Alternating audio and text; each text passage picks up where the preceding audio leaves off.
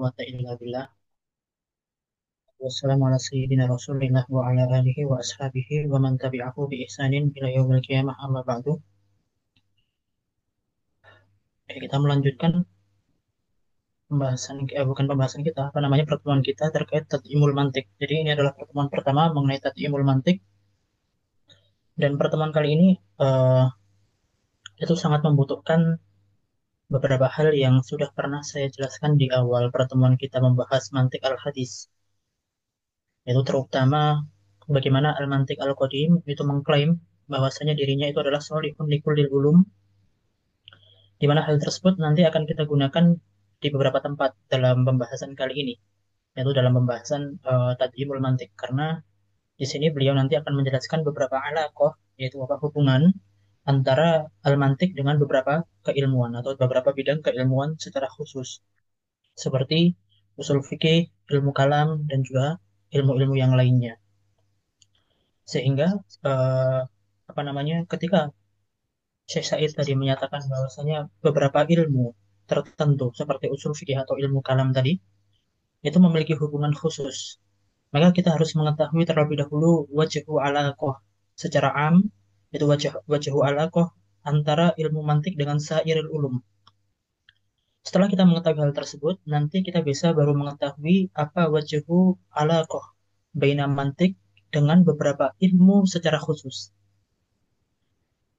Sehingga apa namanya, untuk mengetahui apa namanya alaqah atau wajhu alaqah antara mantik al-qadim dengan beberapa ilmu secara khusus, itu membutuhkan pengetahuan kita terkait apa hubungan mantik dengan semua ulum secara am.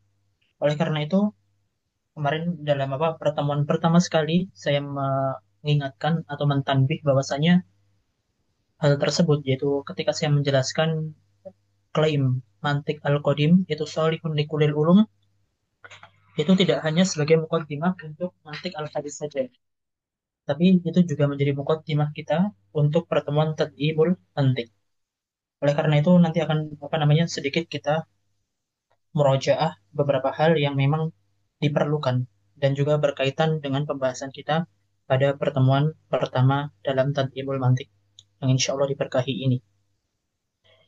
Kita baca mukaddimahnya sebagai apa namanya penghormatan adab kita kepada Syekh Syaid Faudah. Bismillahirrahmanirrahim. Alhamdulillahirabbil alamin wassalatu wassalamu ala sayyidina Muhammadin afdhalul anbiya'i wal mursalin wa ala alihi wa ashabihi wa sahbihi wa man tabi'ahum bi ihsanin ila yaumiddin wa ba'd. Faqad kuntu katabtu qabla iddati sanawat kitab tad'imil mantiq wa nashratuhu amilan ay an tahsula bihil istifadah li tulabil ilm lima yashtamil alaihi min muraja'at wa nadarat jadidah bin nisbati lis-sa'idin بين المثقفين والمطلعين على هذه المباحث. وكنت آمل من ذلك أن يتم تغيير بعض ما لا أراه ملائما ولا أهلا لأن يكون هو المقوم للثقافة الإسلامية وعلومها.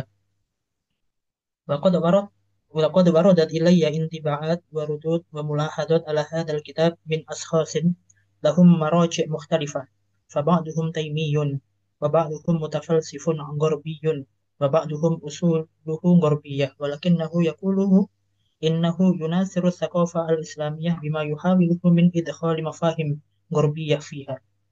وبعض هذه الردود جاءت من أناس ثاروا لما رأوا تأثر طلاب العلم والمهتمين بها قررناه في هذا الكتاب، فحاولوا التشنيع علينا اعتمادا على بعض الألفاظ استلوها من مواضعها ومن وحاوها معاني كاذبة لم نقصد إليها، وقد كان ذلك سهلا عليهم بعد تحريف الكلام عن مواضعه وسرقة بعض العبارات من سياقتها. وبعض هذه الملاحظات كانت ممن يؤيدون توجهنا القائم على استلهام علوم أهل السنة ومعارفهم وتحقيقاتهم في مختلف جهات البحث والنظر، وليس القصد الآن إلى بيان هذه الآراء جميعها، فإنها جاءت مبتسرة تقتصر على مناقشة موضع أو موضعين وكلها لم تكن ناضجة. وكانت تتميز بعدم الاطلاع على المصادر التي نعتمد عليها، ولذلك كانت قاصرة على فهم بعض ما قلناه، وجاءت مقرورة لا قيمة إبداعية فيها. وقد توجه إلي كثير من أهل العلم وطلابه بأن أعيد طباعة الكتاب لما رأوا فيه من فائدة، ولأن نس ولأن نسخه قد فقدت من المكتبات في مختلف البلاد. فتوجه عزمي لما رأيت هذه الحاجة إلى أن أعيد طباعته. وكنت بين أمرين اثنين: الأول أن أخرج الكتاب كما هو في الطبعة الأولى مع ما تقتضيه المراجعة وإعادة النظر، والثاني أن أضيف إلى الكتاب كثيرا من البحوث التي جدت لي، ومن المواضع التي لها تعلق بموضع البحث. وكان هذا سيزيد من حجم الكتاب، وسيؤدي إلى أن يصبح كأنه كتاب جديد مغير للطباعة الأولى. وهذا ما جعلني أعزف عن هذا السبيل، فاقتصرت على إعادة النظر في الطبعة السابقة، وصححت منها ما عثرت عليه من أخطاء طبائية. وربما وجدت بعض فقرات تحتاج إلى إعادة صياغة وهي قليلة، فقمت بذلك. ورأيت أن بعض المواضيع جاء البحث فيها عارض وعلى سبيل الإشارة، مما أدى إلى كونه لا يفي بالغرض، فكان إما أن نفصل فيه أو أن نقوم بحذفه من أصل الكتاب. فاخترت الثاني، لأنه عارض على أصل البحث، ولأن التفصيل كان سيؤدي إلى التطويل لأهمية البحث. وربما نعالج تلك القضايا وهي موضع أو موضعان في كتاب آخر بإذن الله تعالى.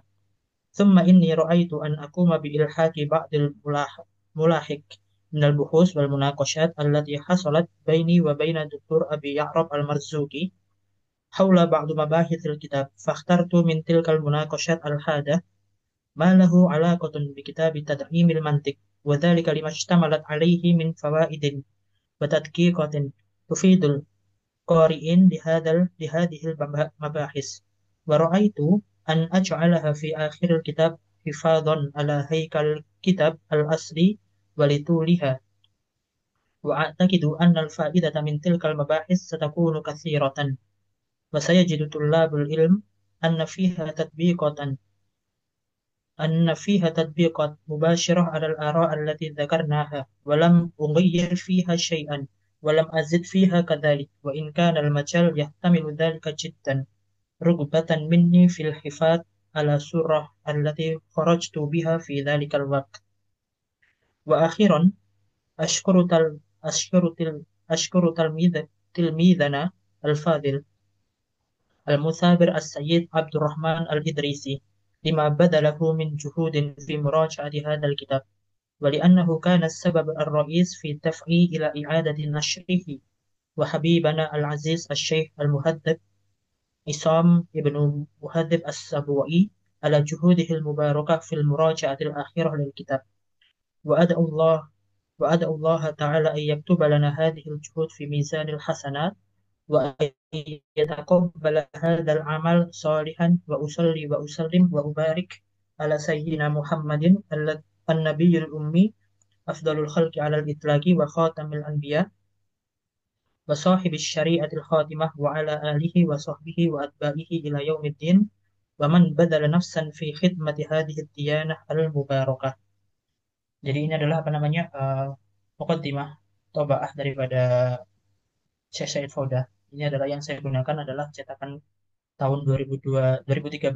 Jadi beliau di sini menuliskan beberapa hal. Yang pertama adalah apa yang beliau tuliskan di sini itu merupakan bentuk daripada i'adatun nadhar, yaitu peninjauan ulang terkait beberapa hudud atau beberapa apa namanya syubhat yang menyerang al-mantiq al-qadim. Sehingga buku ini ya kan atau pembahasan ini atau buku Tadhimul Mantiq ini itu bukanlah merupakan diktat atau bukanlah merupakan buku yang memang dijadikan sebagai tadris. Tapi ini merupakan buku mutolaah sebenarnya. Itu Tadhimul Mantiq adalah buku mutolaah, dan ini diklaim juga oleh penulisnya yaitu Syekh Said Faudah bahwasanya di dalamnya itu terdapat apa? banyak i'adatun nador, yaitu peninjauan ulang terkait beberapa hal yang berkaitan dengan syubhat-syubhat atau rudud yang menyerang al-mantik al-qadim.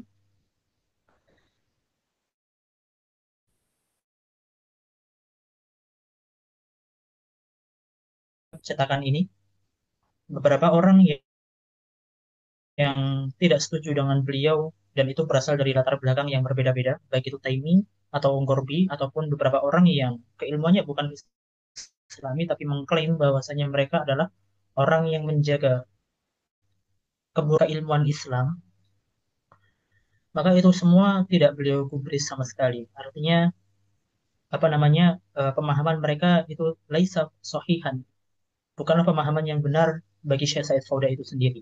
Sehingga apa namanya beliau juga tidak ingin menampakkan beberapa hal atau menampakkan beberapa kritikan atau beberapa syubhat yang terlampau luas, baik yang beliau ketahui dari mutolaah beliau atau yang beliau dapatkan dari beberapa pengkritik setelah beliau menerbitkan buku sebelumnya. Artinya menerbitkan apa namanya eh, penerbitan sebelumnya. Sehingga di sini beliau itu hanya mencukupkan dengan beberapa persoalan yang sebelumnya sudah pernah beliau tuliskan dalam Tathimul Mantiq edisi sebelumnya dan tidak menambahkan apapun, ya kan, tidak menambahkan apapun kecuali di akhir kitab. Di akhir kitab beliau apa namanya menjelaskan tadi, menambahkan pembahasan mengenai diskusi beliau dengan apa namanya salah satu daripada Dr. Marzuki namanya. Itu nanti apa namanya bisa dilihat di akhir daripada pembahasan buku Tathimul Mantiq. Itu merupakan apa namanya tambahan yang ada di edisi ini yang tidak ada di edisi sebelumnya. Sehingga di sini beliau tidak ingin membahas rudud secara komprehensif. Beliau hanya mencantumkan beberapa hal yang menurut beliau itu penting untuk dijadikan sebagai bahan i'adatun nazar, sebagai bahan peninjauan ulang terkait beberapa syubhat yang berkaitan dengan mantik itu sendiri. Tujuan beliau apa? Beliau memilihkan beberapa syubhat hal tersebut, syubhat-syubhat yang beliau pilihkan, ya kan? Terutama nanti apa namanya banyak daripada syubhat yang yang dilontarkan oleh orang-orang mutaqaddimin yang menjadi apa namanya yang menjadi ihtimam besar beliau adalah beberapa lontaran yang dilakukan oleh mutaqaddimin seperti Ibnu Taimiyah ataupun Ibnu Salah dan lain sebagainya terkait ilmu mantik itu sendiri. Maka ihtimam beliau di situ. Jadi beliau ingin menawarkan atau ingin menuliskan beberapa persoalan dan beliau tidak mengklaim bahwasanya persoalan yang beliau tuliskan itu menyeluruh secara komprehensif membahas setiap lini syubhat yang menyerang mantik, tidak. Tapi beliau hanya ingin menjelaskan atau menawarkan beberapa pembahasan yang bagi beliau itu penting untuk dilakukan i'adatun nadhar fi.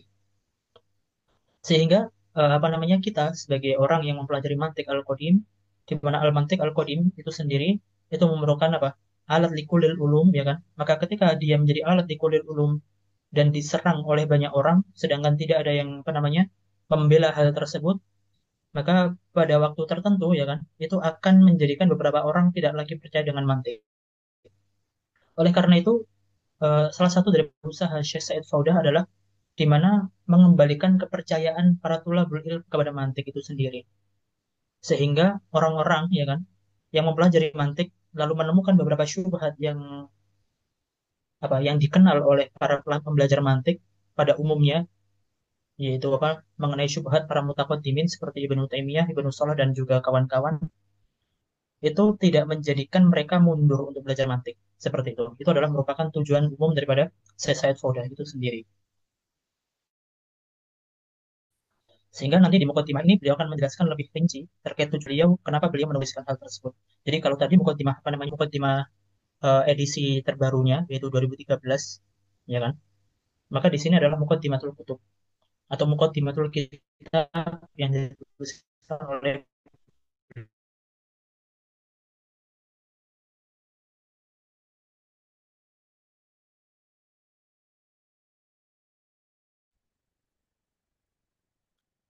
Bismillahirrahmanirrahim. Alhamdulillahirabbil alamin. Wassalatu wassalamu Assalamu ala sayyidina Muhammad afdalil khalq kathural kalam ala ilmil mantiq bisuratihil qadimah wa hiya allati tusamma bil mantiq as-suri at-taqlidi. Maksud daripada mantiq as-suri al-taqlidi adalah mantiq al-qadim. Karena apa mantiq al-qadim itu ihtimamnya kepada surah, maka mereka dinamakan sebagai atau mantiq al-qadim dinamakan sebagai al-mantiq as-suri. Wa tazayadat al-intiqadat al-muwajjihah alaihi sawa'an minal qudama atau minal mu'assirin. Jadi intiqadat atau kritik kepada mantiq al-qadim itu tidak hanya terpusat atau tidak hanya dilakukan oleh para ulama tetapi juga mu'assirin juga. Wa tabaruhu minal ulama muqaddimatun lil kuf, di mana beberapa apa namanya tadi beberapa ulama menganggap bahwasanya mantik adalah muqaddimah lil kuf. Wa makana kadzalik fa huwa haram. Maka setiap sesuatu yang menjadi muqaddimah lil kuf maka dia adalah haram. Wal ba'd qalu innahu la fa'idata fi ta'allumihi fa huwa la yufidu dzaki wa la yanfa'ul balid. Ini adalah yang dinyatakan oleh Ibnu Taimiyah. Wa ba'duhum aksul kalam wa qala bal innahu yufidu dzaki wa yanfa'ul balid. Dan ini adalah yang dinyatakan oleh kaum muslimin secara umuman. Wal ba'd ya'tabaruhu wajiban 'alal kifayah bal ya'tabaruhu syartan lima'rifati sahihil fiqh min fasidihi. Wa kana ar-ra'yul akhir huwa at-tayyar alladhi saru alaihi. Ketika kita apa namanya kemarin di dalam pembahasan pertama sekali, dalam pembahasan terakhir ya kan, pertama tapi yang terakhir, yaitu kita apa namanya saya suguhkan terkait pertanyaan menarik. Bagaimana mantik setelah eranya Al-Ghazali? Di mana Al-Ghazali itu adalah apa? Ulama muslimin yang pertama kali menyerukan mantik itu sebagai apa namanya alat atau konun likulil ulum. Tapi Al-Ghazali dalam Al-Munqidh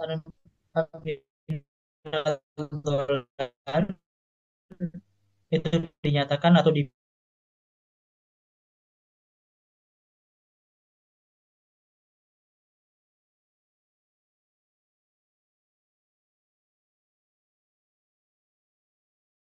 sufi sehingga Al-Ghazali atau tidak.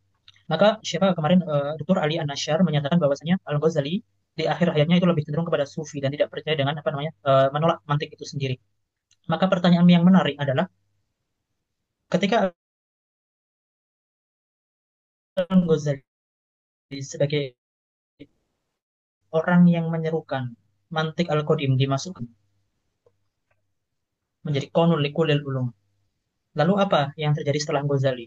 Apakah ulama muslimin mengikuti seruan Al-Ghazali yang pertama, yaitu menggunakan mantik Al-Qadim yang menggantikan mantik Al-Islami, atau mengikuti Al-Ghazali di akhir hayatnya, yaitu mengikuti itijah sufi ya, yang tidak lagi mempercayai ilmu mantik untuk menemukan suatu kebenaran.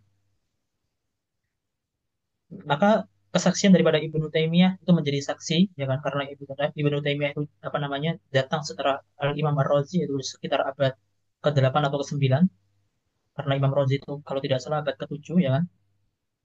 Maka dia termasuk al-mutaakhirin Ibnu Taimiyah. Maka dengan kesaksiannya Ibnu Taimiyah menyatakan mutaakhirin ya kan, orang-orang mutaakhirin itu mengikuti Al-Ghazali dalam menjadikan al-mantiq itu sebagai konun.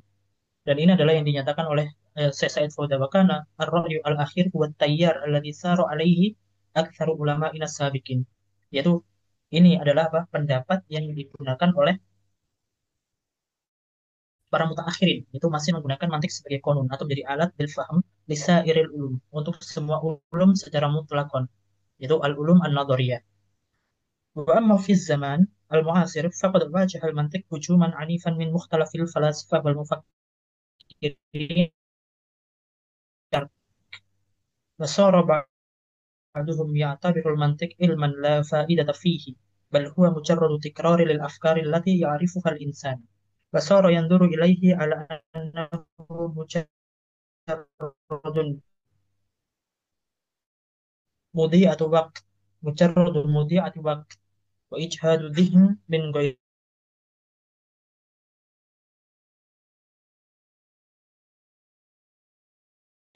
Maka seseorang yang mempelajari memiliki fungsi, lalu kenapa susah-susah untuk mempelajari mantik yang ribet? Wa fi muqabili hadzal nadhar ila akharun ala annahu muhimmun jiddan fil ma'rifati wasairil ulum. Tetapi di sisi ada orang yang menyatakan mantik tidak memiliki fungsi dan juga hanya menghabiskan waktu, juga masih banyak ulama yang menyatakan bahwasanya mantik ini penting sebagai alat, sebagai konun lil fikr untuk semua jenis ulum nadoriyah, sehingga dia adalah miftahun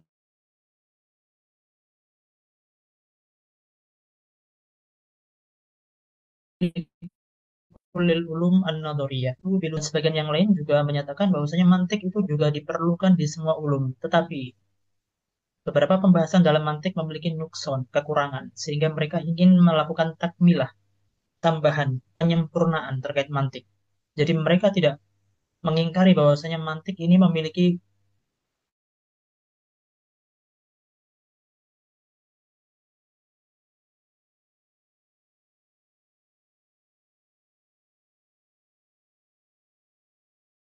untuk mendorong untuk eh, menambahkan beberapa pembahasan dalam ilmu mantik yang menjadikan ilmu tersebut menjadi sempurna. والبعض من المفكرين والمناطق حاولوا تطبيق علم المنطق سواء من حيث الموضوع أو المسائل المطروحة أو من حيث الأسلوب الذي يراد به المنطق أو من حيث الآليات المتخذة في دراسته ولذلك فقد برزت اتجاهات منطقية معاصرة بعضها عارض المنطق السوري وبعضها حاول إقامة المنطق على الرياضيات فقال بالرجوع وبعضهم عكس الأمر فقال بل الرياضيات ترجع إلى المنطق وبنى بحوثه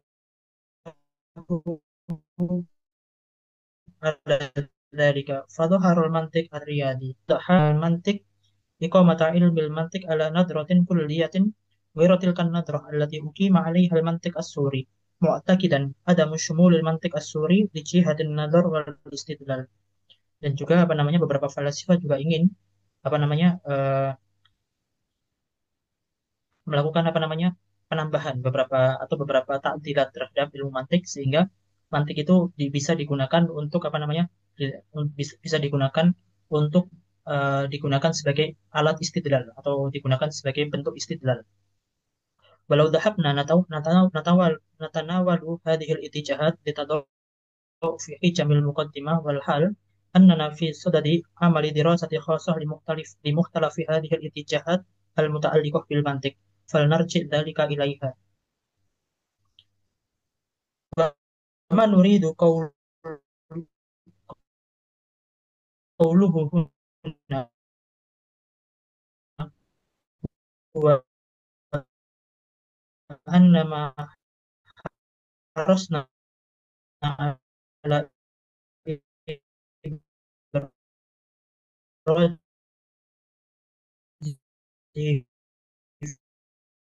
في هذا الكتاب هو بيان بعض اتجاهات علماء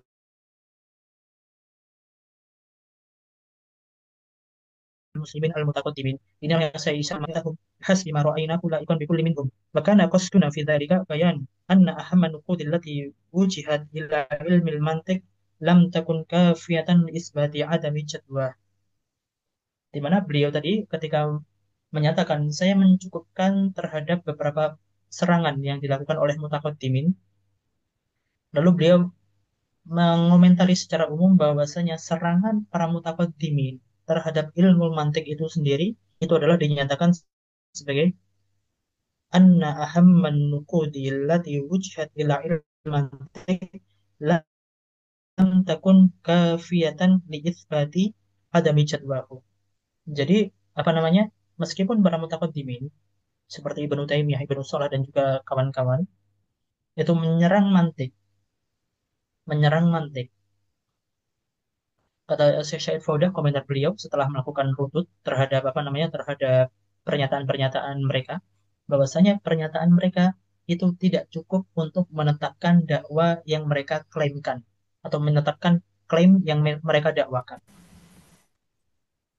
Sehingga apa namanya eh, bagi beliau, ya kan bagi beliau, apapun yang dilakukan oleh mutaqaddimin terhadap mantik itu sama sekali tidak menodai mantik min haitsu huwa ilm, tidak menodai mantik min haitsu huwa ilm, dan nanti akan kita jelaskan hal tersebut.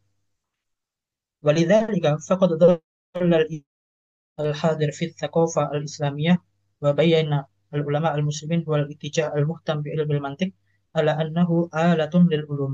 Dan ini seperti yang saya jelaskan di awal pertemuan sekali bahwasanya apa?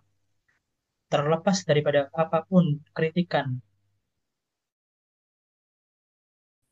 yang telah dilakukan oleh para apa namanya? Para pengkritik di apa namanya? Di kalangan mutaqaddimin ya kan? Di kalangan mutaqaddimin, hal tersebut tidak menjadikan para mutaakhirin itu apa namanya? Tidak mengikuti Al-Ghazali. Artinya kritikan-kritikan yang dilakukan oleh para ulama muslimin terhadap mantik itu sendiri itu tidak menjadikan para ulama yang lain terkhusus mutaakhirin itu mengikuti seruan Al-Ghazali untuk menjadikan mantik itu sebagai alatun likullil ulum.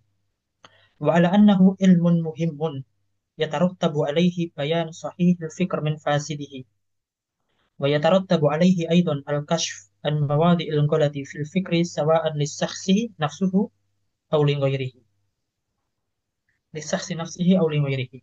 ومع ذلك فإننا لا نعتقد أن جميع ما ذكره العلماء في كتب المنطق صحيح. Tapi jangan sebagai bentuk insaf daripada saya Said Foda,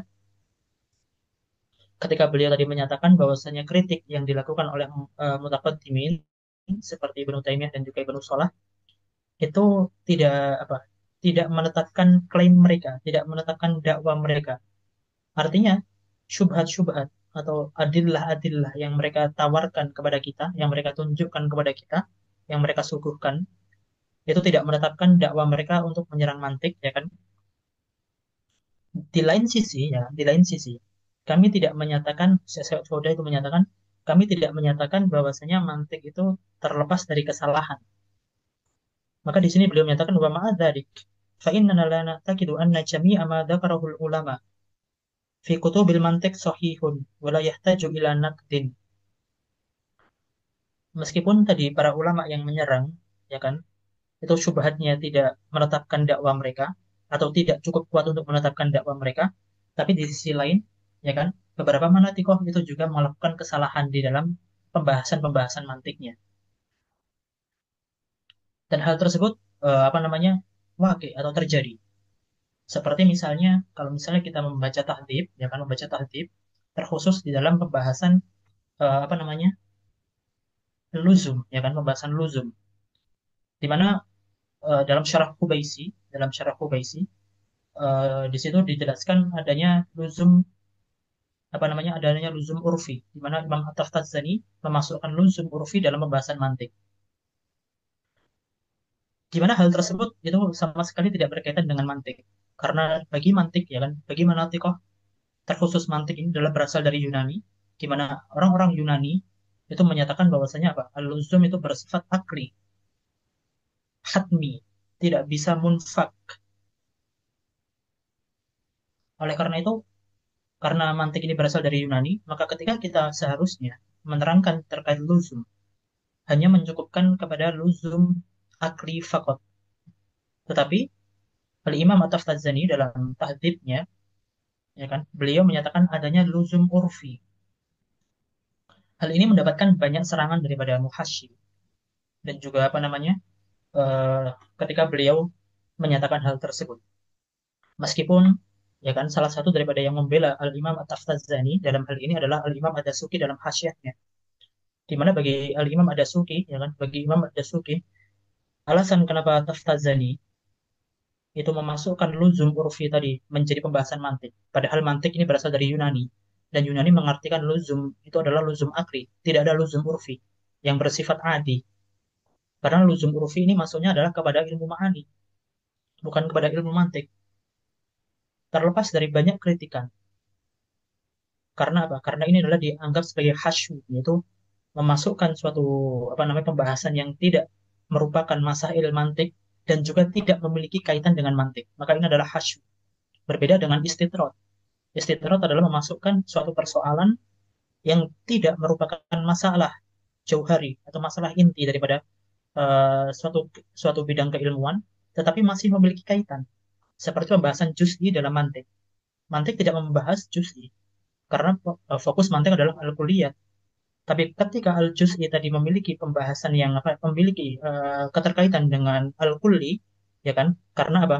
Karena uh, diddu syai'i adalah aqrabu bil bal, yaitu apa? Kebalikan daripada sesuatu itu adalah sesuatu yang paling dekat dengan otak kita. Ketika kita menggambarkan apa itu kulli, maka kita akan memahami apa itu juz'i. Ketika kita memahami apa itu juz'i, maka kita memahami apa itu kulli. Atau misalnya ketika kita memahami apa itu di atas, maka kita harus memahami apa yang ada di bawah. Karena apa? Kita tidak bisa memahami apa yang ada di atas kecuali kita memahami apa yang ada di bawah. Maka itu adalah naqidus syai', itu adalah aqrabu bil bal. Sehingga pembahasan juz'i meskipun tidak tidak di apa tidak merupakan masail mantik ya kan, tidak merupakan ihtimam para manatikoh, tetapi dimasukkan karena istitro dan memiliki alaqoh dengan pembahasan kulli. Berbeda dengan luzum urfi ini. Luzum urfi dia tidak merupakan pembahasan mantik, tapi dimasukkan dalam mantik. Sehingga Imam At-Taftazani memperoleh kritikan yang sangat keras dari para muhasyi dalam hal ini.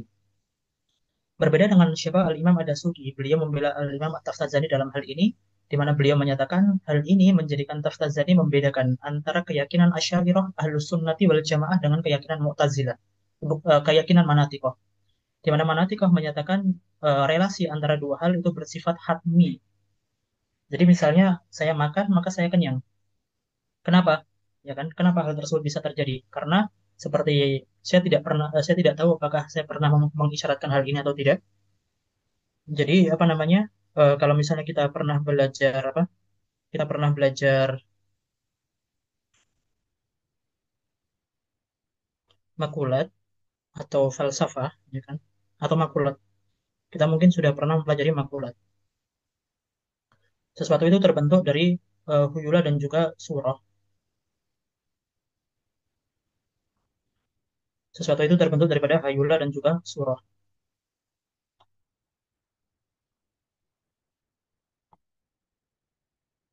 Dan surah itu sendiri ada jismiyah dan juga nau'iyah.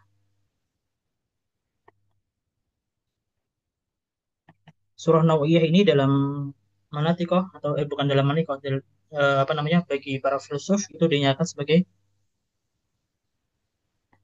tabiat. Sehingga segala sesuatu itu memiliki kesamaan dalam hayula dan juga surah jismiyahnya. Yang membedakan antara satu hal dengan yang lainnya adalah apa? Surah nau'iyahnya atau tabiatnya. Di mana tabiat inilah yang menjadi mabda'ul athar. Jadi misalnya kenapa api itu bisa membakar? Karena dia memiliki tabiat membakar.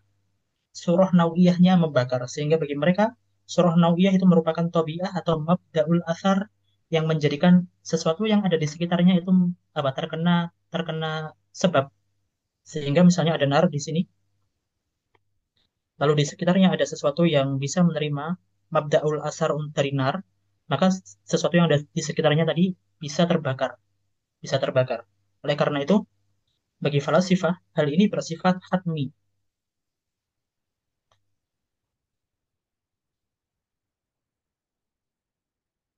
atau bersifat akli, tidak bisa berubah. Artinya apa? Ketika suatu hal itu memiliki istiadat, kesiapan untuk menerima apa namanya, menerima kebakaran tadi, lalu dia tersentuh dengan tabiat atau mabda asar daripada nar, maka dia pasti terbakar. Dan hal tersebut tidak mungkin tidak. Sehingga bagi mereka al-luzum itu bersifat akli atau hatmi. Sehingga bagi mereka kausalitas, ya kan, itu bersifat akli, tidak bisa berubah, tidak bisa apa namanya, tidak. Pasti iya. Api pasti membakar. Kita minum, pasti kita hilang hausnya, dan lain sebagainya. Kenapa? Karena mereka menyatakan setiap sesuatu memiliki mabda'ul asar yang berasal dari tabiatnya, di mana tabiat itu sendiri adalah surah nau'iyah yang menjadikan sesuatu tersebut beda dengan yang lain. Oleh karena itu, mereka menyatakan tabiat yang satu dengan tabiat yang lain itu berbeda. Yang pertama. Yang kedua, setiap tabiat sesuatu itu memiliki akar yang berbeda dengan yang lainnya. Maka mereka menyatakan luzum itu bersifat akli. Kembali kepada pembahasan kita, Al-Imam At-Taftazani menambahkan luzum yang bersifat adi atau bersifat urfi. Adi atau urfi. Di mana hal ini tidak sama sekali tidak dikenal dalam apa namanya pembahasan para filsuf, tidak dikenal dalam keyakinan para filsuf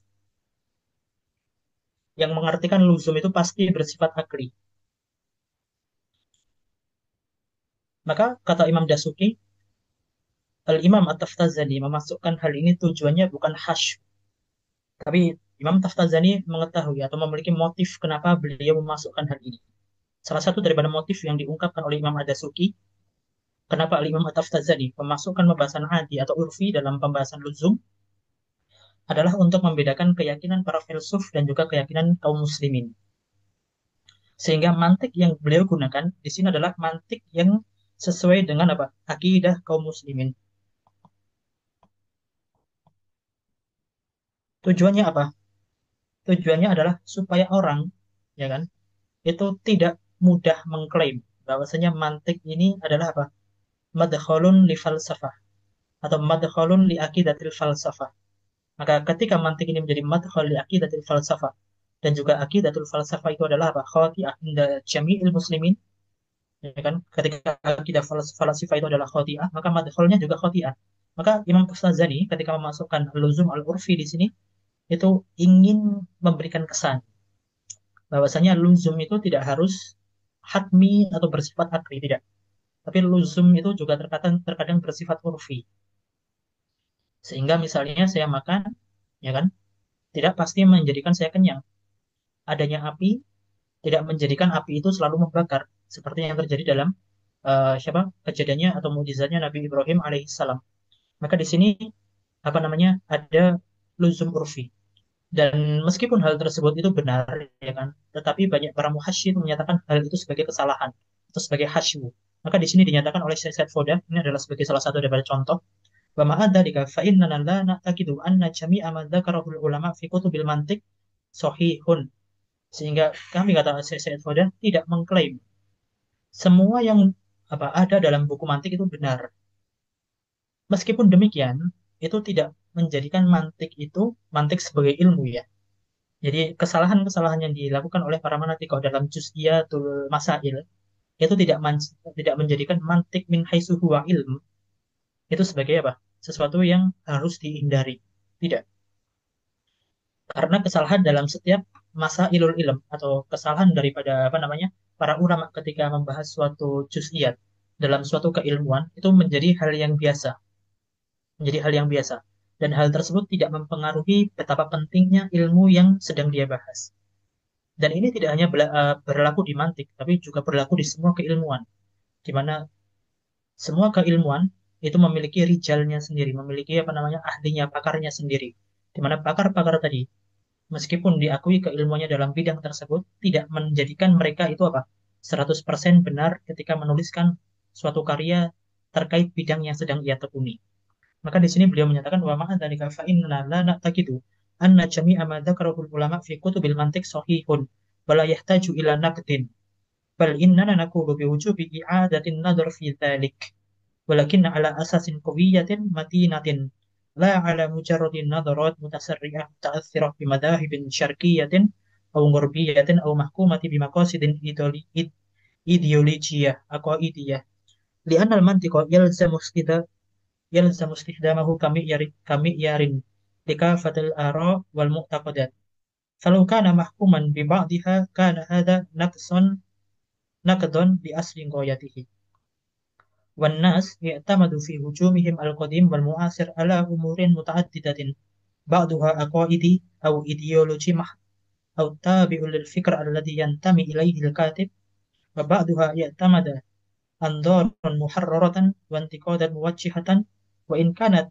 أغلب هذه الانتقادات في النظر لا تؤثر على حقيقة المنطق كعلم.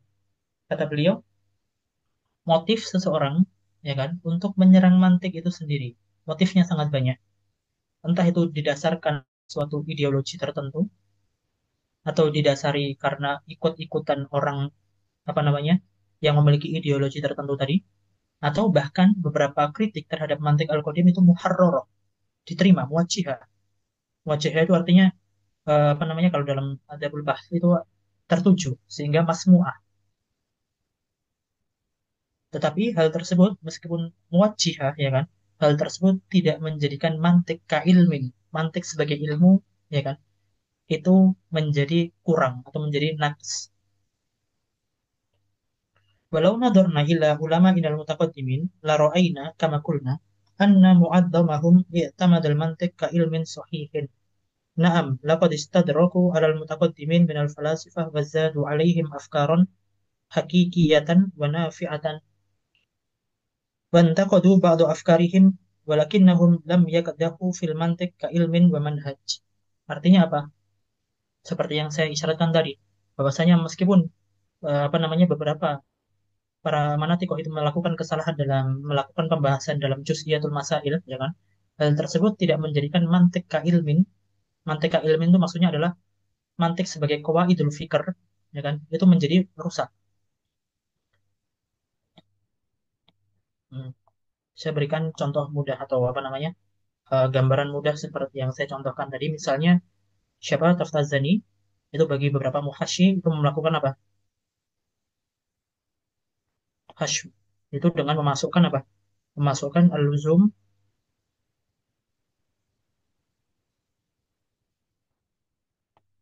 luzum al-urfi dalam mantik.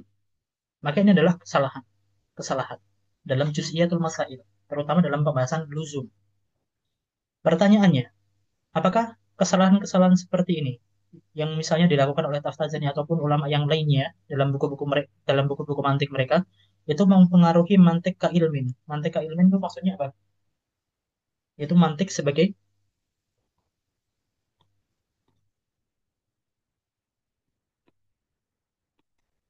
konunul fikr. Itu mantik sebagai konun atau kawaid apa kaidah berfikir yang menjadikan seseorang itu musil atau apa eh, menjadikan seseorang itu bisa mengetahui al-majhul at-tasawwuri dan juga al-majhul at-tasdiki.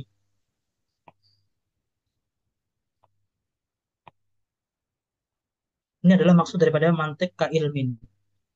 Mantik kal ilm itu mantik sebagai ilmu. Mantik sebagai ilmu itu merupakan konunul fikri yang menjadikan orang itu, ya kan, itu dengan mengetahuinya, itu menjadikan orang bisa mengetahui majhul tasawwuri, yaitu dengan memahami bab tasawurat, dan juga bisa memahami al-majhul tasdiki dengan memahami bab tasdikot dalam mantik. Maka ini adalah mantik kal ilm. Di mana kesalahan-kesalahan kecil dalam masail mantik tadi yang dilakukan oleh para manatikoh atau diserang oleh orang-orang dari luar, ya kan? Hal tersebut tidak menafikan atau tidak mempengaruhi bahwasanya mantik itu adalah menjadi qanun lil fikri. Ini adalah maksud daripada beliau menyatakan walakinnahum yang saya garis merah walakinnahum lam yakadahu fil mantik ka ilmin wa manhajin. Serangan-serangan tadi terhadap juz'iyat mantik dalam apa namanya juz'iyat pembahasan mantik entah itu dalam pembahasan qiyas, istidlal dan lain sebagainya atau dalam bab luzum seperti yang di apa namanya dikritik oleh para muhasyi terhadap apa namanya Al-Imam At-Taftazani. Hal tersebut tidak menjadikan mantik itu apa namanya berubah menjadi konun fikri. Jadi mantik tetaplah menjadi konun fikri, tidak berubah dengan kritikan-kritikan yang wajihah tadi. Ini adalah maksud daripada walakinnahum lam yakadahu fil mantiq ka ilmin wa manhajin. Bal kanat ghayatun tiqadatihim allati yuwajjihunaha ila ma dzakarahu min taqad min man taqaddama alaihim bihadfi takmili hadzal ilm. Tetapi justru hal tersebut itu apa? Berbuah positif. Di mana kritikan-kritikan tadi menjadi membangun, menjadi mantik itu lebih apa? Lebih sempurna. Dengan kritikan-kritikan tadi tidak menjadikan mantik berubah, tidak menjadikan mantik itu menjadi nakes, ya kan? Berkurang. Karena apa? Mantik tetap menjadi qanunul fikri. Tetapi justru dengan kritikan-kritikan tadi, mantik atau masail yang ada dalam mantik itu lebih sempurna, lebih berkembang, lebih mutatawwirah. Wastitmami bina'ihi la izalatihi wa nafihi. Ini adalah apa? Ini adalah pernyataan Syekh Said Fodah terkait apa? Kritikan-kritikan yang wajihah tadi. Yaitu apa? Yang wajihah itu yang diterima. Artinya meskipun beliau tadi menyatakan banyak klaim daripada apa an-nuqad daripada pengkritik yang tidak bisa menetapkan klaim mereka, tidak bisa menetapkan dakwah mereka. Tetapi ya kan, tetapi beberapa apa namanya? Beberapa bukan syubhat, beberapa kritikan itu muwajjihah, diterima, masmu'ah. menuju menyerang mantik itu secara muwajjihah. Tetapi ya kan dengan catatan bahwasanya penyerangan tadi atau kritikan tadi yang muwajjihah tadi terhadap mantik al-qadim itu tidak menafikan mantik ka ilmin wa manhajin. Dan ya kan kritikan tadi itu juga tidak menjadikan mantik itu berkurang sedikit pun. Tapi justru kritikan-kritikan yang datang tadi itu malah membuat mantik itu lebih sempurna. Ini adalah apa? Pernyataan daripada Syekh Fuda. Wa ba'dul ulama qadahu fil mantiq imma min haitsu ma huwa ilmun hakiki au ali wa ba'duhum nafa fa'idata tatarattabu alaihi fil waqi' wa ba'duhum nadhara ila al mantiq nadratan aqaidiyatan wa atabara al mantiq juz'an minal kufri faharramahu wa mana at-ta'ammul bihi wa ba'duhum qadaha fi ilmi al mantiq as-suri aw fi qawaidihi al ma'lumah li'anna laha madkhaliyatun fi munaqadati aqidatihi allati yaqulu biha wa min huna faqad ra'aitul hajah masah ila i'adatin nadar ma'a haula wa dzalika an tariqi ard ahammi afkarihim. Perhatikan itu wa dzalika an tariqi ard aham afkarihim. Jadi beliau hanya menyebutkan beberapa persoalan yang bagi beliau penting. Artinya apa? Beliau tidak menyuguhkan semua syubhat yang berkaitan dengan mantik. Tetapi beliau hanya menyuguhkan beberapa syubhat yang beliau anggap penting dalam hal ini. Wa ma yattasilu bihi ka ilmil kalam wal falsafah wa sairil ulum al aqliyah walakinna ja'altu mawridil kalam ilmal mantiq wa ja'altu dzikri li ba'di ma yata'allaqu bi baqiyal ulum al aqliyah tabi'an li aslil mawdu'. Jadi beberapa pembahasan yang nanti disebutkan seperti ilmu kalam dan juga usul fikih dan lain sebagainya itu hanya sebagai istidro dan sebagai suatu hal yang beliau suguhkan karena memiliki kaitan dengan ilmu mantik. Walamma kanat itijahat al-mutaqaddimin li ilmi mantik mutaghayyiratun muta'addidatun wa ahdafuhum mutanawwi'atun faqad irtai faqad irtaitu an ukhassisa likulli qismin minhum kitaban aw bahsan wa dzalika 'ala nahwi at-tali. Sehingga beliau dengan beberapa hal yang sudah beliau jelaskan tadi, beliau membagi buku ini yaitu Tadribul Mantiq menjadi beberapa bagian. Marhalah ula itu bagian yang pertama, ja'alul kalama fiha ma'al qudama au man yumassilu minhum asyharul ittijahat allati intaqadat ilmul mantiq.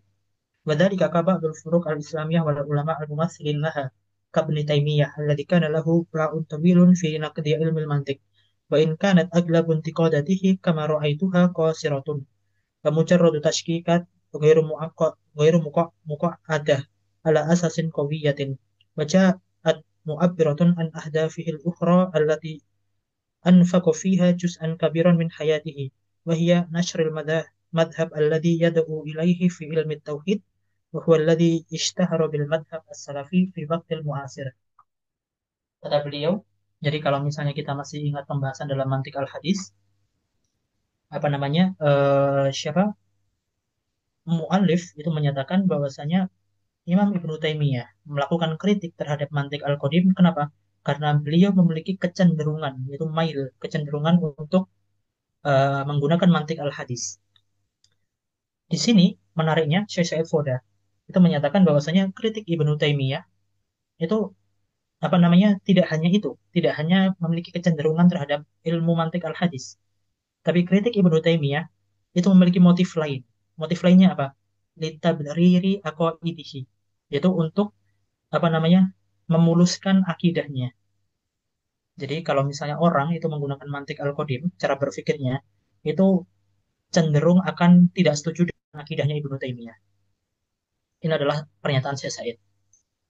Sehingga ketika hal tersebut ya kan menjadikan orang-orang itu berseberangan dengan Ibnu Taimiyah, maka Ibnu Taimiyah melakukan kritik terhadap mantik al-qadim. Supaya apa? Supaya orang-orang tadi itu memiliki kesesuaian dengan akidahnya, yaitu akidatul tajsim bagi Syekh Said Fauda. Dan hal ini bisa dibaca dalam buku beliau. Dalam buku beliau Syekh Said Fauda itu adalah Al-Kashif As-Saghir, di mana beliau di situ menjelaskan bagaimana kritikan Ibnu Taimiyah dalam beberapa persoalan mantik itu menjadikan apa namanya menjadi tahap utama atau menjadi step awal di mana Ibnu Taimiyah ingin mentakrir akidah apa namanya tajsim seperti itu. Itu bisa dibaca dalam apa namanya dalam buku beliau itu Al-Kashif As-Saghir. Sebentar, saya mau ke belakang dulu.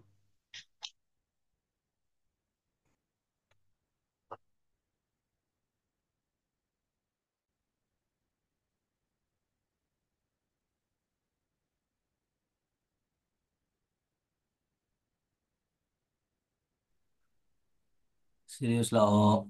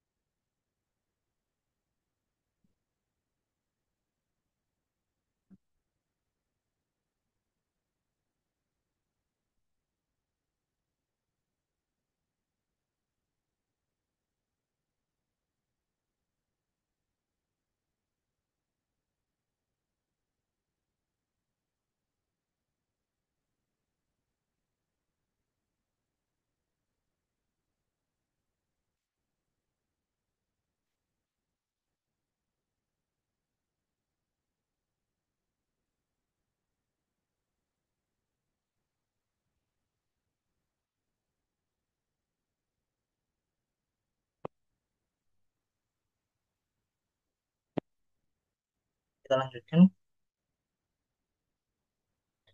Jadi Ibnu Taimiyah tadi bagi Syekh Said Fodas ketika beliau mengkritik apa namanya mantik, selain daripada beliau lebih cenderung kepada mantik al-hadis bagi Syekh Said Fodas juga Ibnu Taimiyah memiliki motif lain yaitu apa? Ingin menetapkan apa namanya akidah tajsim. Walladzi uhibbu an usammi bimadhabil tajsim ahyanan wa madhabil hashwiyah ahyanan ukhra.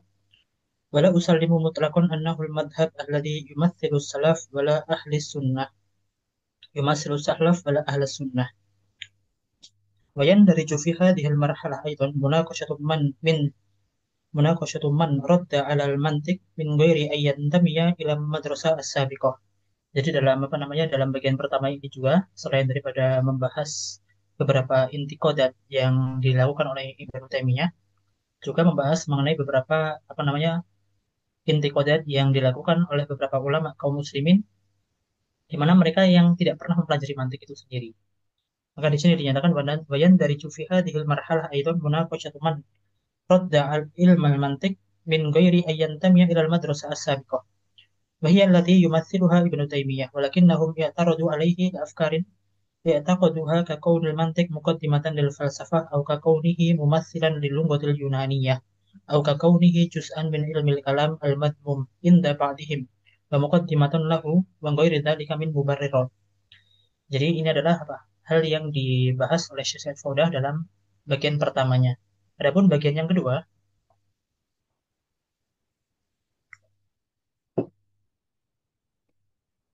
Tashmilun Nador fi Kalamil Mu'asirin minal Bahithin wal Mufakkirin. Itu membahas mengenai beberapa apa namanya intiqadat yang dilakukan oleh Mu'asirin. Seperti tadi siapa Dr. Al-Marzuki. Sawa'an kanu mumathirin limadhahib falsafiyah muayyanah kal falsafah al-wad'iyah awil marxiyah wa ghairihima minal falsafat أو متبعين لنظرات ومبادئ معاصرة أو كانوا باحثين بلا أي انتماء لفكر أو مذهب هذا كله ألزمت نفسي بأن أعيد النظر فيه لنقده وتمحيص الصواب فيه من الباطل ولا بد أن النظر في أفكار المخالفين يفيد الناظر والباحث في تقويم فكره وآرائه وهذه المرحلة هي الأهم في نظرنا لما تحتوي عليه من تنوع في وجهات النظر والمبادئ وأفكار قد تبدو غريبة أو قريبة وعلى كل حال فإنني أعتقد يقينا أن الباحث والمفكر لا بد له من الاطلاع على أفكار المخالفين كما يطلع على أفكار الموافقين بل ربما يكون مسايرة المخالفين ونقد أفكارهم والاستفادة منهم أكثر نفعا للباحث الحر. Ini adalah sesuatu yang menarik yang beliau nyatakan dan ini sesuai dengan beberapa pernyataan para ulama al-qudama di mana beliau menyatakan apa namanya membaca kritikan membaca kritikan terkait suatu hal itu terkadang lebih bermanfaat daripada kita membaca syarahnya. Jadi kalau misalnya kita, apa namanya mantik itu memiliki syarah, ya kan mantik itu memiliki syuruh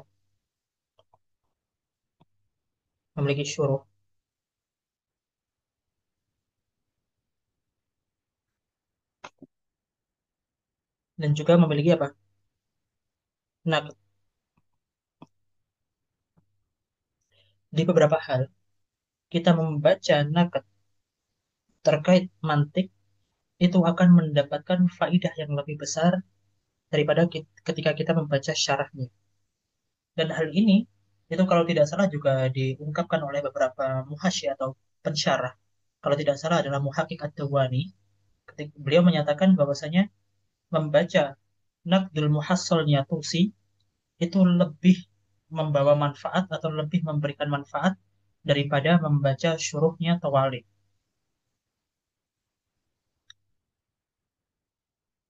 Sehingga dari sini ya kan beliau memberikan kita maklumat, memberikan kita tanbih bahwasanya kita itu tidak boleh alergi terhadap buku-buku mukhalifin. Tidak boleh apa namanya anti terhadap buku-buku orang yang berbeda dengan kita. Karena di banyak hal terkadang kita itu mengambil lebih banyak manfaat orang-orang yang melakukan kritik daripada ketika kita membaca syarah terhadap sesuatu yang dikritik. Mengapa hal ini bisa terjadi? Karena orang yang mengkritik atau pengkritik sejati, ya kan, pengkritik sejati, kebanyakan daripada mereka itu tidak apa namanya tiba-tiba mengkritik, tapi pengkritik sejati kebanyakan daripada mereka adalah orang yang sudah ahli dalam bidang sesuatu yang sudah dia kritik. Jadi kalau misalnya ada orang yang mengkritik mantik, ya kan, maka ketika dia adalah pengkritik sejati mantik, seharusnya dia sudah harus menjadi manatikoh itu sendiri atau sekelas dengan manatikoh itu sendiri. Karena kalau tidak demikian, ya kan, maka kritikan yang beliau lontarkan itu terkadang apa bersifat sathi, hanya apa namanya eh sathi itu apa? Cetek atau apa? Cetek itu bahasa Indonesianya apa? Tidak mendalam, tidak dakik seperti itu. Jadi hanya bersifat sathi ya.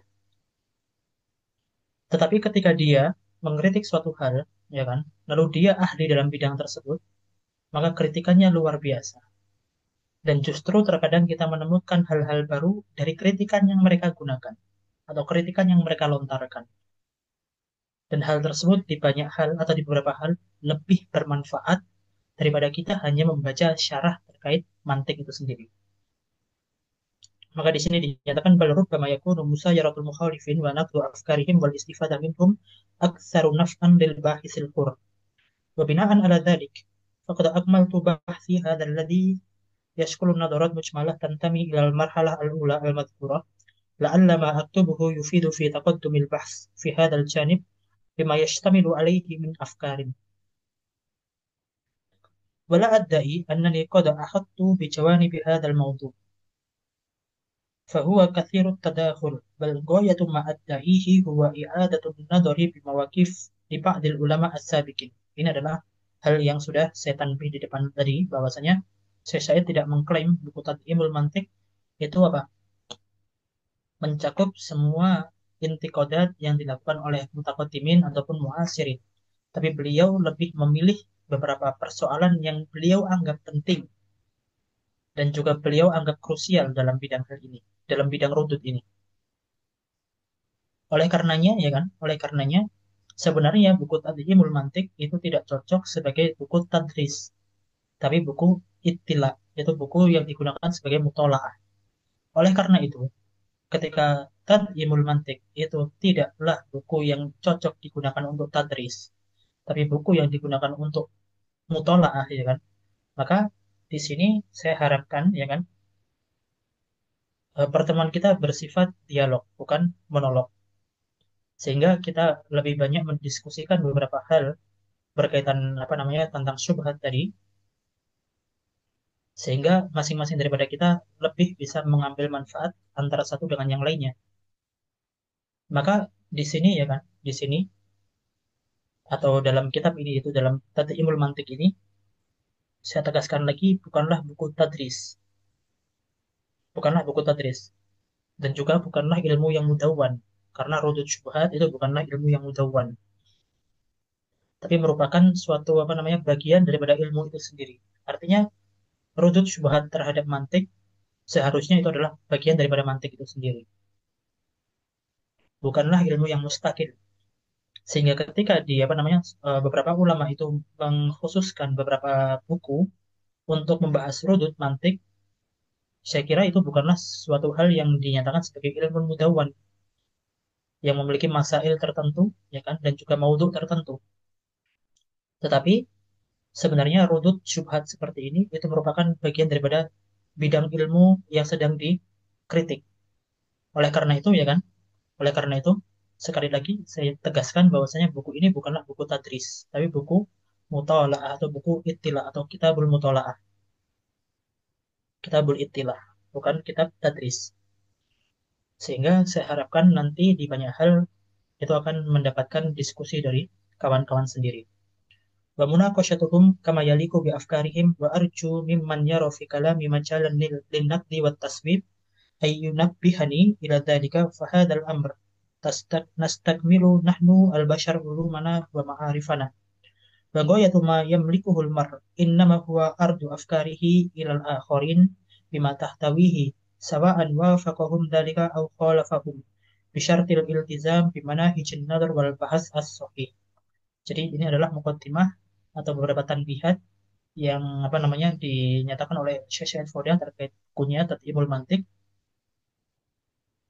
di mana beliau dalam bagian awal ya kan itu mengkhususkan beberapa pembahasan mengenai mutaqaddimin, yaitu intiqadat yang dilakukan oleh mutaqaddimin.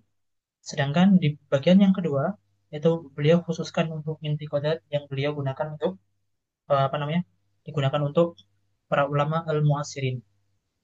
Maka ini adalah apa muhtawiyat yang ada dalam buku Tad'imul Mantiq. Di luar dua hal tadi, itu di luar dua apa namanya dua pembahasan tadi, yaitu pembahasan marhalah ula dan juga marhalah saniyah. Beliau di sini juga memberikan beberapa penjelasan terkait yang saya isyaratkan di awal mengenai alaqah mantik dengan beberapa ulum atau alaqah mantik atau hubungan mantik dengan ilmu-ilmu khusus seperti ilmu usul fikih, ilmu kalam dan juga yang lainnya. Di mana ya kan di mana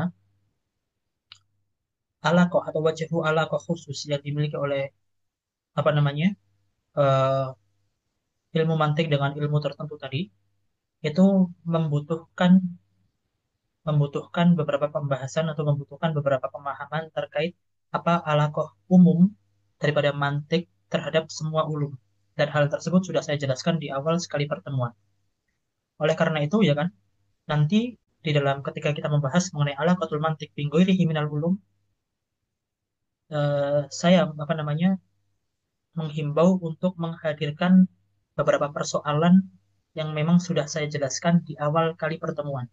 Karena tanpa hal tersebut, pembahasan kita atau pemahaman kita terkait alaqatul mantik bin ghairihi minal ulum itu tidak akan sempurna. Karena seperti ini,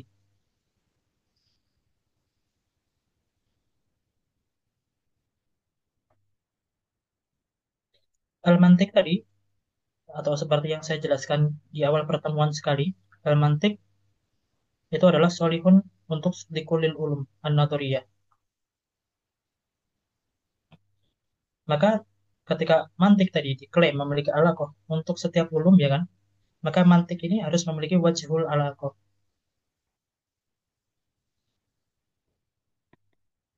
Wajhul alaqah secara am, ya kan? Wajhul alaqah secara am. Wajhul alaqah secara am.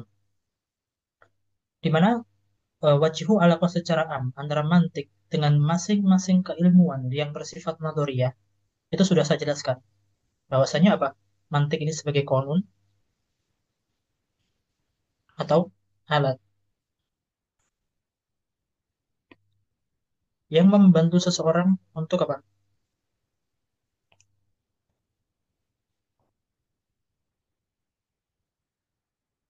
Ini adalah wajhul am atau apa? Alaqah am daripada mantik terhadap setiap ulum. Dengan pengetahuan am tadi, ya kan? Kita bisa mengetahui beberapa alaqah khusus yang dimiliki oleh mantik terhadap beberapa keilmuan. Seperti nanti misalnya usul fikih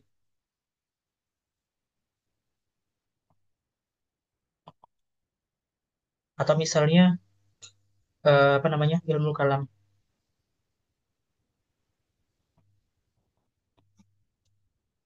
Di mana ya kan? Di mana alaqah am tadi, yaitu alaqah am ini tadi, itu dimiliki oleh dua ilmu ini.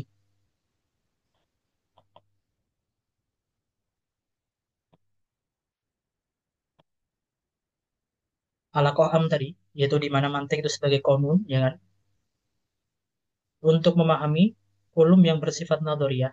Ini adalah yang dimaksud sebagai alaqah am. Itu apa? Hubungan umum antara mantik dengan sairul ulum. Di mana usul fikih ini adalah ulum atau minal ulum. Ilmu kalam juga minal ulum. Maka ketika dua hal ini minal ulum atau masuk dalam kategori ulum ya kan, ulum nadoriyah, maka dua hal ini harus memiliki alaqatul am bil mantik. Lalu ketika beliau nanti Syekh Syahid Fauda menjelaskan beberapa alaqah khusus yang dimiliki oleh mantik dengan usul fikih dan juga ilmu kalam, maka alaqah khusus tadi tidak menafikan alaqah amnya, tidak menafikan alaqah amnya. Maka maksud daripada alaqah khusus yang dimiliki oleh mantik terhadap ilmu usul fikih atau alaqah khusus antara mantik dengan ilmu kalam itu merupakan alaqatul am wa ziyadah. Maka ziyadah tadi itulah yang menjadikan bagaimana mantik dan juga usul fikih memiliki hubungan yang spesial. Mantik dan juga ilmu kalam memiliki hubungan yang spesial yang tidak dimiliki oleh sairul ulum. Kenapa? Karena sairul ulum hubungannya dengan mantik ya kan kebanyakan adalah alaqah amnya saja. Tapi di sana ada ziyadatul syai' atau ziyadatul alaqah antara mantik itu sendiri dengan usul fikih, antara mantik itu sendiri dengan ilmu kalam. Maka dengan ziyadahnya tadi itu menjadikan ilmu kalam dan juga usul fikih memiliki hubungan khusus. Kenapa seseorang ketika mempelajari ilmu kalam atau usul fikih itu diharuskan mempelajari mantik terlebih dahulu? Padahal hakikatnya, ya kan, hakikatnya tidak hanya usul fikih dan juga ilmu kalam, tapi sairul ulum, semua keilmuan itu harus memahami mantik terlebih dahulu selama ilmu itu bersifat nadoriyah. Tapi karena dua ilmu tadi itu memiliki alaqah khusus, alaqah spesial yang tidak dimiliki oleh yang lain, maka para ulama biasanya mentanbih, memberikan tanbih lebih keras bahwasanya orang tidak mungkin paham dengan usul fikih atau ilmu kalam kecuali dia mengetahui mantik itu sendiri. Padahal kalau kita telusuri lebih dalam, seharusnya setiap ilmu itu tidak mungkin dihafal, tidak mungkin difahami kecuali dengan mantik itu sendiri. Tapi karena dua ilmu ini memiliki alaqah khusus dengan mantik, maka para ulama mentanbih lebih jelas lagi bahwasanya dua ilmu ini kaitannya sangat erat dengan mantik. Maka kaitan erat tadi atau alaqah spesial tadi, ya kan, itu adalah ibaratun an alaqatil am wa ziyadah. Adapun bagaimana ziyadahnya itu nanti akan dijelaskan dalam penjelasan beliau Al-Babul Awal ala Qatul Mantik bin Ghairihi minal ulum, di mana beliau hanya menjelaskan ziyadahnya saja, tidak menjelaskan secara apa namanya eksplisit atau secara apa namanya secara terang benderang, secara sorohatan terkait ala Qatul Am yang dimiliki oleh dua hal ini. Oleh karena itu ya kan, oleh karena itu ketika beliau yaitu Syekh Said Fauda itu hanya menjelaskan mengenai ziyadatul alaqah antara mantik dan juga usul fikih, ziyadatul alaqah antara mantik dan juga ilmu kalam, tapi tidak menjelaskan hal ini, ya kan? Maka di awal sekali pembahasan, saya terlebih dahulu menjelaskan klaim mantik al-qadim yang solihun likulil ulum, di mana muqaddimah tersebut, ya kan? Sudah saya jelaskan, sudah saya tanbihkan, itu bermanfaat untuk pembahasan dalam mantik al-hadis dan juga bermanfaat untuk pembahasan tadhimul mantik. Sehingga nanti ketika kita membahas mengenai alaqatul mantik bi ghairihi minal ulum, saya harapkan hal tersebut dihadirkan dalam pemahaman kita supaya apa? Supaya ketika kita membahas ziyadatul apa namanya? Ziyadatul alaqah yang dimiliki antara mantik dan juga ilmu kalam atau ziyadatul alaqah antara mantik dan juga usul fiqh, kita lebih memahaminya lebih dalam. Sehingga apa namanya? Kita bisa lebih paham mengenai apa sih alaqah khusus antara mantik dan juga usul fiqh dan juga apa sih alaqah khusus antara mantik dan juga ilmu kalam. Jadi seperti itu. Saya persilahkan kalau ada yang ditanyakan dan kita akan membahas dalam pertemuan selanjutnya mengenai apa namanya alaqatul mantik bi ghairi kriminal ulum.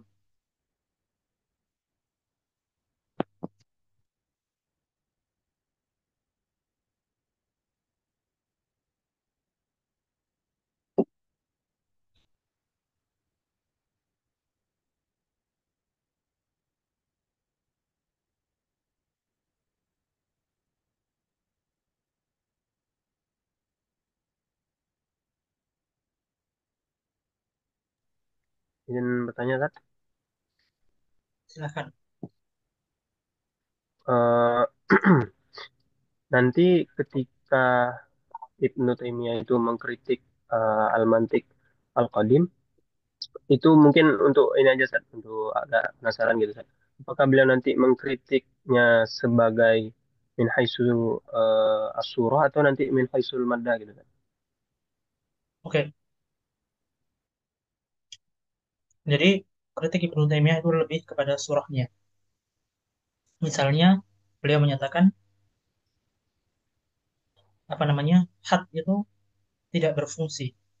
Jadi kan para manatikoh sebentar. Saya hadirkan apa namanya? Klaim daripada siapa? Klaim dari Ibnu Taimiyah.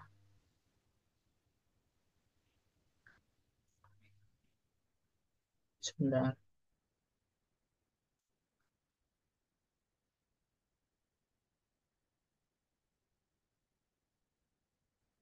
Perhatikan pernyataan ini. Di sini akan saya jelaskan mengenai apakah klaim Ibnu Taimiyah nanti min haitsu surah atau min haitsu mada.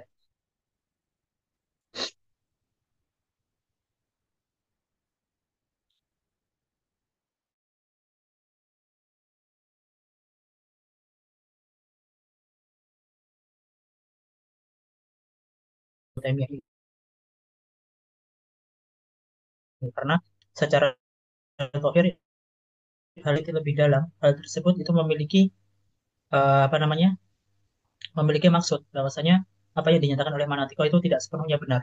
Jadi ketika beliau menyatakan yaqulu Ibnu Taimiyah walakin nabi sababi ma waqa'a fihi fi asna'i umrihi wa Manatiko itu mengklaim tidak ada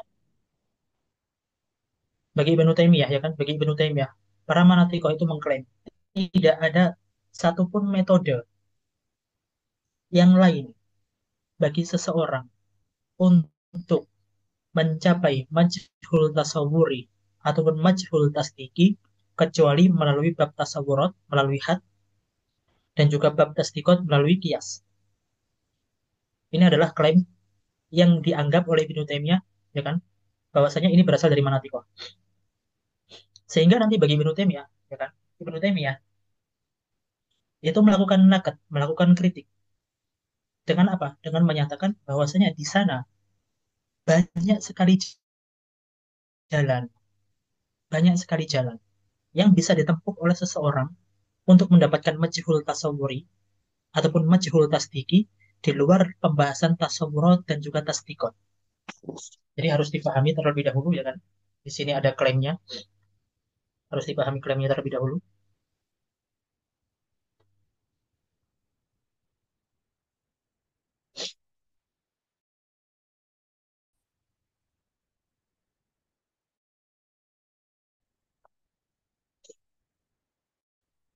Perhatikan klaimnya. Bagi Ibnu Taimiyah, ya kan, para manatikoh mengklaim al manatikoh itu memiliki klaim la tariqo illa hada. Apa maksud la tariqo illa hada itu dijelaskan oleh beliau. Wa anna madda'uhu minal haddi wal burhani huwa amrun sahihun indal uqla. Artinya la tariqo illa hada itu la tariqo illa al had dan juga burhan. Untuk apa? Untuk sampai kepada majhul tasawuri dan juga majhul tasdiki. Ini adalah klaim manatikoh bagi Ibnu Taimiyah. Jadi bagi Ibnu Taimiyah, bagi Ibnu Taimiyah, manatikoh itu mengklaim tidak ada jalan lain bagi seseorang untuk sampai majhul tasawuri ataupun majhul tasdiki kecuali melalui had ataupun burhan. Oke, ini adalah pemahaman Ibnu Taimiyah terkait apa? Para manatikoh. Jadi bagi Ibnu Taimiyah, para manatikoh mengklaim hal ini. Sehingga ketika bagi Ibnu Taimiyah, para manatikoh mengklaim hal ini, maka nanti Ibnu Taimiyah dalam beberapa kritiknya itu menyuguhkan beberapa torik, beberapa metode lain selain daripada had dan juga selain daripada burhan yang mengantarkan seseorang untuk mencapai majhul tasawur dan juga majhul tasdiki. Maka apa? Tujuan Ibnu Taimiyah menawarkan suatu torik yang bukan berupa had dan juga bukan berupa burhan yang menjadikan seseorang bisa mencapai majhul tasawuri dan juga majhul tasdiki. Tujuannya apa? Tujuannya adalah membatalkan klaim para manatikoh yang beliau fahami. Membatalkan klaim para manatikoh yang beliau fahami. Di mana beliau memahami manatikoh mengklaim tidak ada torik, tidak ada metode lain selain had dan juga burhan yang mengantarkan orang untuk mencapai apa? Majhul tasawuri dan juga majhul tasdiki. Contoh toriknya apa? Contoh apa namanya? Eh, contoh daripada metode yang menjadikan orang itu bisa tahu. Kata beliau, contohnya adalah wijdan. Bukan wijdan, tapi kayak wahyu. Jadi pengetahuan yang bersifat intuitif. Misalnya wahyu. Maka ketika kita tanya, wahyu ini pengetahuan atau bukan? Pengetahuan. Bersifat pasti atau tidak? Bersifat pasti. Dan ini tidak apa namanya didapatkan oleh Rasulullah SAW dan juga para anbiya. Pertanyaannya, pertanyaannya, wahyu ini itu adalah majhul tasawuri dan juga majhul tasdiki, ya kan? Majhul tasawuri dan juga majhul tasdiki. Artinya mengandung majhul tasawuri dan juga majhul tasdiki. Misalnya adalah al-ghaibiyat. Misalnya adalah al-ghaibiyat. Bagaimana itu surga? Bagaimana neraka? Apa itu surga? Apa itu neraka? Ini adalah majhul tasawuri dan juga majhul tasdiki terkait al-ghaibiyat yang terdapat dalam wahyu. Maka kata Ibnu Taimiyah, ya kan, pengetahuan wahyu ini itu menafikan klaim yang dinyatakan oleh dinyatakan oleh para manatiko bahwasanya setiap sesuatu harus berasal dari had dan juga burhan. Padahal kata Ibnu Taimiyah, pada kenyataannya ada di sana suatu metode yang tidak melalui had dan juga burhan, tetapi seseorang tersebut dengan metode itu bisa mencapai majhul tasawuri dan juga majhul tasdiki. Itu melalui apa? Wahyu. Maka ini adalah salah satu daripada kritik Ibnu Taimiyah. Maka kritiknya adalah min haitsu surah. Salah satu daripada kritik Ibnu Taimiyah adalah min haitsu surah. Meskipun nanti beberapa hal, ya kan Ibnu Taimiyah juga mengkritik secara madah, secara madah bahwasanya misalnya apa namanya mantik ini adalah apa namanya mabda'ulil falsafah. Maka sedangkan falsafah itu adalah syar. Maka mabda'ul syar adalah syar. Maka ini adalah pengkritik min haitsu madah. Tapi setahu saya kalau tidak salah nanti yang diungkapkan oleh Syekh Saifuddin terkait intikodat yang dilakukan oleh Ibnu Taimiyah rata-rata adalah min haitsu surah, bukan min haitsu madah. Seperti itu. Ada yang lain?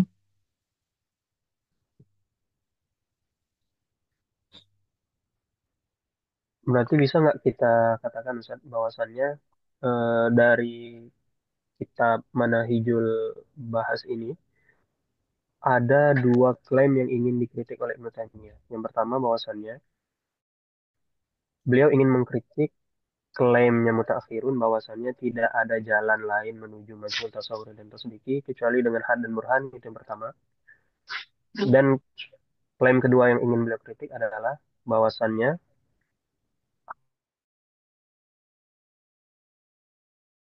had dan burhan adalah amrun suhaihun indal uqala. Ada dua klaim yang ini kritik gitu. Karena wa anna mada'uhu ini kayak kayak jumlah baru gitu kan. Walaupun nanti klaim ini gitu. Artinya Ibnu Taimiyah dalam pernyataan beliau ini memiliki dua klaim. Pertama adalah klaim yang menyatakan eh, untuk mencapai majhul tasawuri dan juga tasdiki itu adalah hanyalah had dan juga burhan. Itu klaim pertama. Klaim yang kedua adalah had dan burhan adalah amrun sahih. Gitu maksudnya. Ya, ya. Kalau gitu gimana? Bisa seperti itu. Artinya beliau memahami bahwasanya para manatikoh memiliki klaim tersebut. Jadi apa namanya had dan juga burhan itu adalah amrun sahih. Sehingga dari klaim pertama ini nanti juga Ibnu Taimiyah mengkritik juga. Seperti misalnya had itu la yufidu tasawur atau la yufidu apa namanya tidak memiliki faidah untuk menjadikan seseorang itu mengetahui majhul tasawuri. Dan kritik tersebut berasal dari klaim yang itu tadi, bahwasanya had dan juga burhan adalah amrun sahih. Klaim yang kedua bahwasanya apa? Tidak ada jalan lain kecuali apa? Melalui had dan juga burhan. Bisa ya?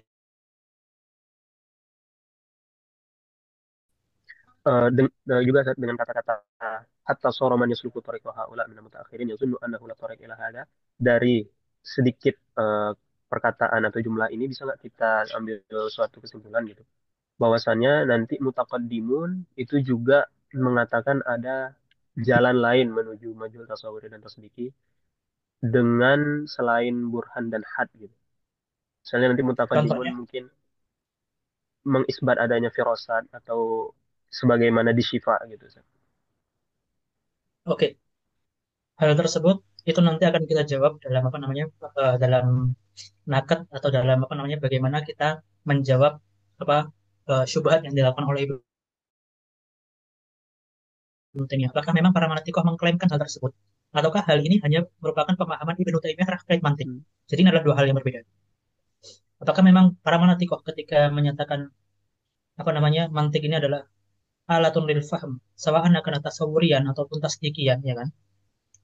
Apakah mereka apa namanya dengan mengklaim hal tersebut, yaitu mengklaim bahwasanya mantik ini solihun likulil ulum, apakah dalam klaim tersebut itu ada klaim dimni atau ada apa namanya dakwah dimniyah yang menyatakan hanya had dan burhanlah yang menjadikan seseorang itu mengetahui majhul tasawuri dan juga tasdiki, ataukah tidak? Jadi apakah klaim, ya kan? Saya tuliskan agak apa namanya, saya agak agak flu jadi karena di sini misalnya. Jadi kan di sini ada klaim yang menyatakan apa?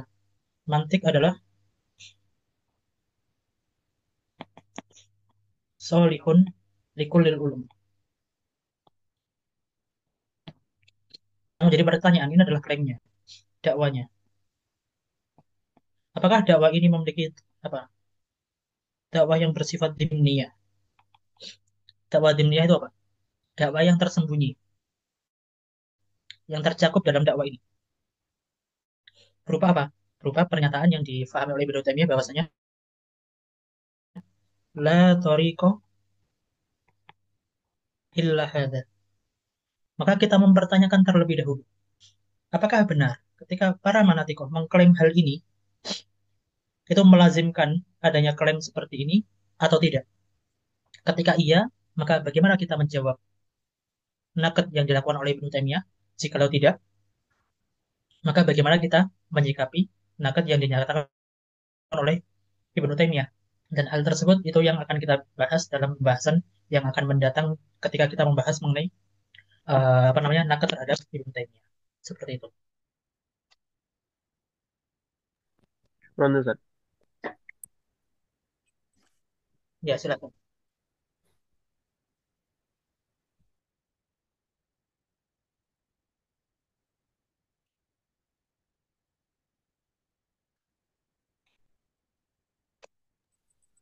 Oh, Ya, izin nanya, Ustaz.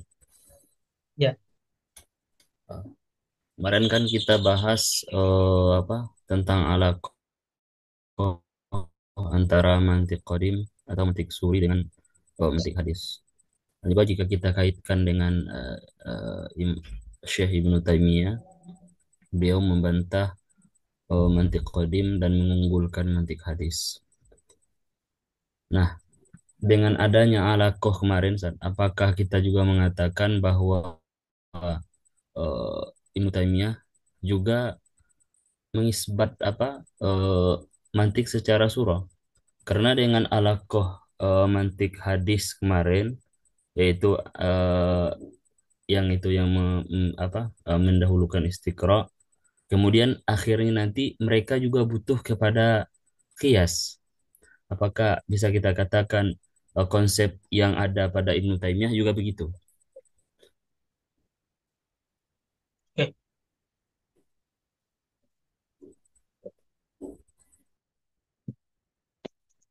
Jadi apa namanya? Kalau boleh saya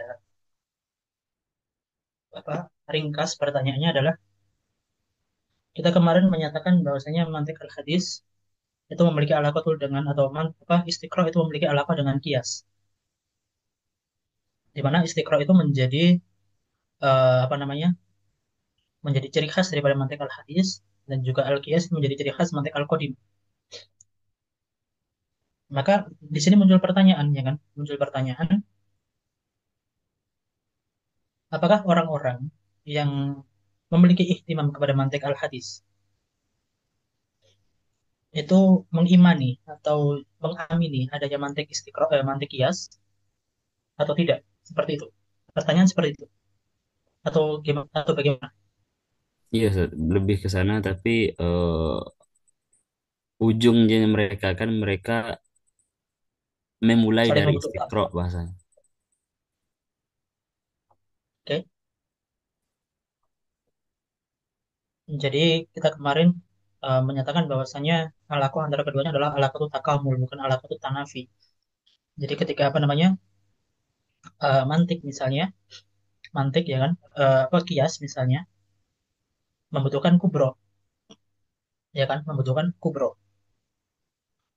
dan kubro yang kias membutuhkan kepada kubro. Kubro yang dibutuhkan oleh kias, ya kan, itu adalah kubro yang bersifat awaliyat, bersifat awaliyat dan awaliyat tadi atau apa namanya eh qadiyah kuliah yang bersifat awaliyah itu didapatkan oleh seseorang melalui apa? Melalui istiqro.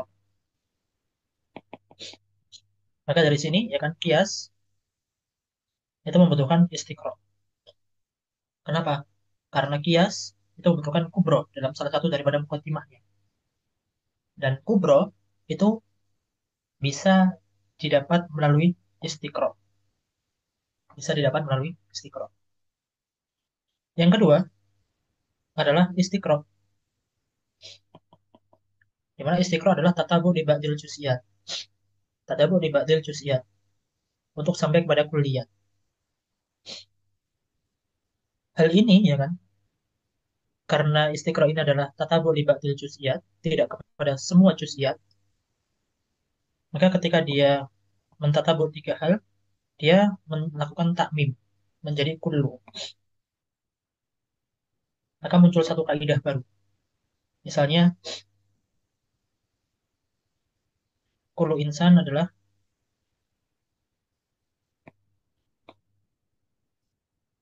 jangan kullu insan. Kullu hayawan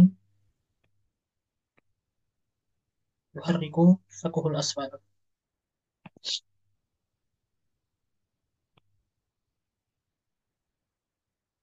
Ini dalam bukti.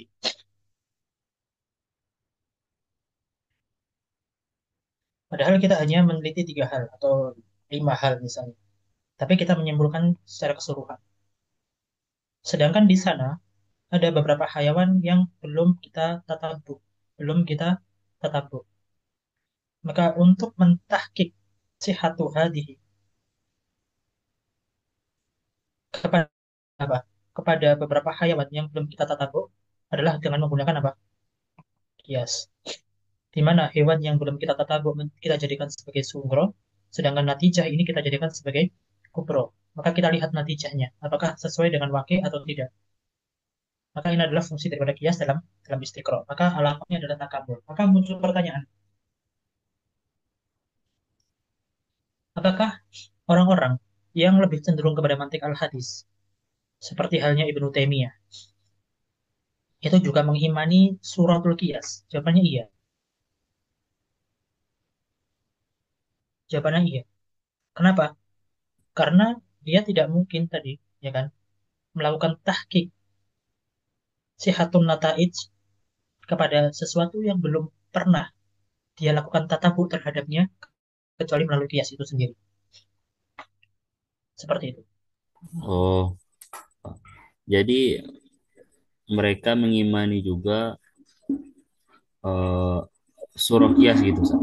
Terus yang kita katakan, males, Sat, suaranya ada suara luar. Tunggu, males.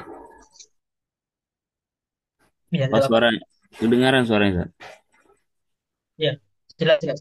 Ah, apakah surah yang mereka apa, yang mereka bantah itu surah tertentu gitu, Sat? Ibnu Taimiyah membantah mantik qadim dari sisi surah. Ya, Apakah surah tertentu atau semuanya? ya, terima kasih. Jadi bagi Ibnu Taimiyah itu nanti yang di apa dikritik oleh Ibnu Taimiyah terkhusus surahnya apa tadi saya nyatakan yang saya contohkan tadi adalah had kan ya. Tapi nanti juga Ibnu Taimiyah juga mengkritik apa namanya beberapa surah yang berkaitan dengan kias. Dan beliau kata beliau ini ya, yaitu Ibnu Taimiyah, meskipun beliau nanti mengkritik suratul kias, tapi beliau tidak bisa menolak apa namanya kias syakal awal.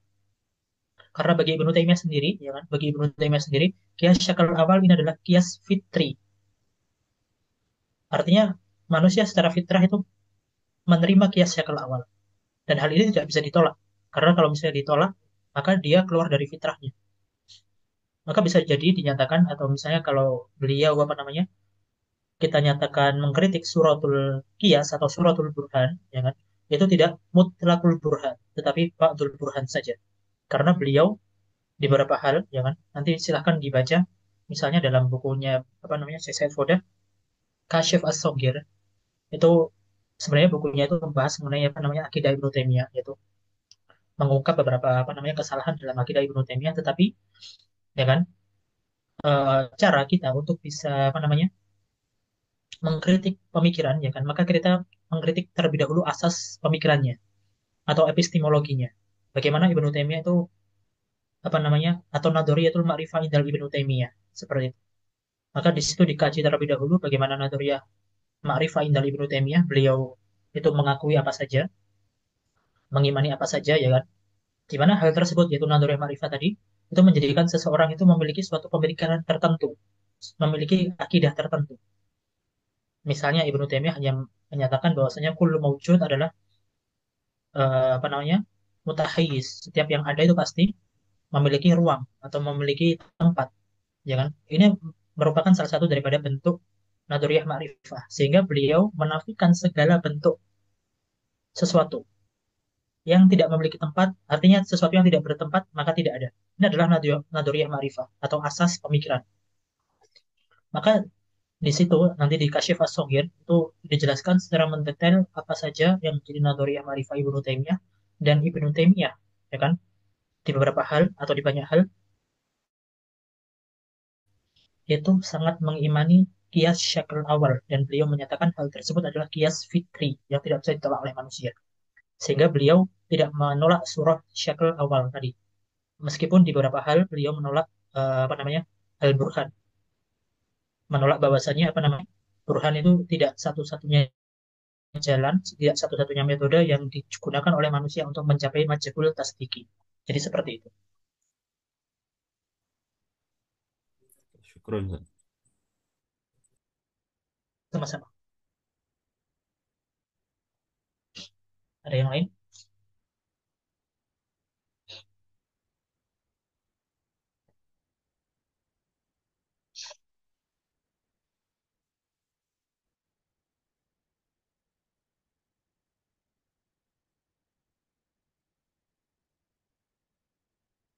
Oke, kalau tidak ada kita tutup.